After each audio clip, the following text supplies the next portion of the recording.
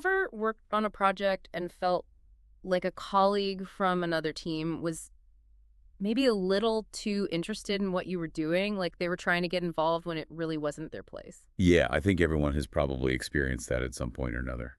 Today, we're going to deep dive into that. We're calling it overstepping work scope boundaries. Right, those kind of invisible lines that define who does what, like your responsibilities, your tasks, Yeah. your areas of expertise. Exactly. It's like everyone having their own lane. And we all know what happens when somebody veers out of their lane. Things can get messy. Mm. So, we're going to look at why these boundary crossings occur and what the impact is for individuals, but also for the entire team. Okay, well, let's jump in. I think it's worth pointing out that sometimes what looks like deliberate overstepping can sometimes just be someone who's really ambitious. Oh, yeah. Just trying to get ahead. Yeah, like they might see getting involved in projects outside of their assigned work as a way to boost their visibility, maybe gain some recognition from higher-ups. So, it's not always malicious. They just might be career focused. Exactly. It might not even be intentional, but it does happen. But then there are those times when you just feel like it's a free for all because nobody knows who's responsible for what. Right, if roles and responsibilities aren't clearly defined,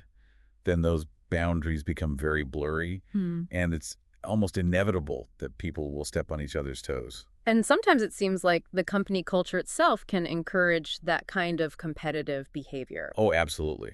If a company puts too much emphasis on individual achievements and not enough on teamwork, then people are going to be more focused on getting ahead themselves Yeah. than helping the team succeed. Okay, so we've talked about ambition, we've talked about unclear roles, and we've talked about a potentially competitive environment.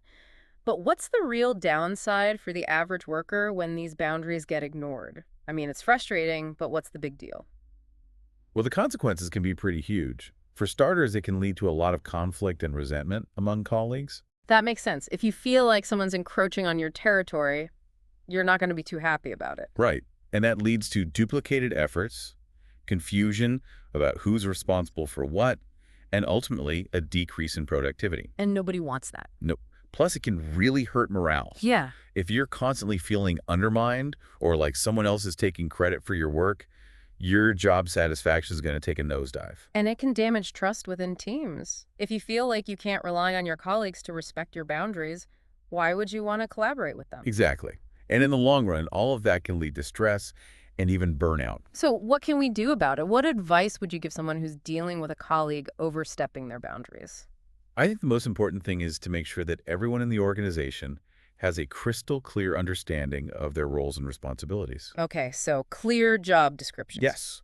And open communication between teams. That can go a long way in preventing misunderstandings and conflicts. That makes sense. Communication is key. Yeah. And what about leaders? What's their role in all of this? They need to set a good example, actively address any boundary violations they see, and foster a culture that values teamwork over individual achievement. So basically, they need to walk the walk. Absolutely.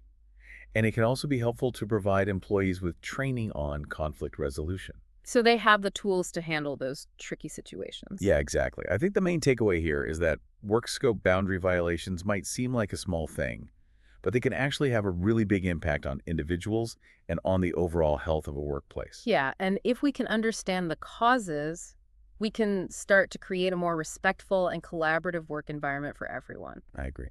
So, to all our listeners out there, take a minute to think about your own workplace. Have you noticed any subtle ways in which work scope boundaries are being crossed? Yeah, and more importantly, what steps could you or your organization take to encourage collaboration and respect for those defined roles? Definitely something to think about.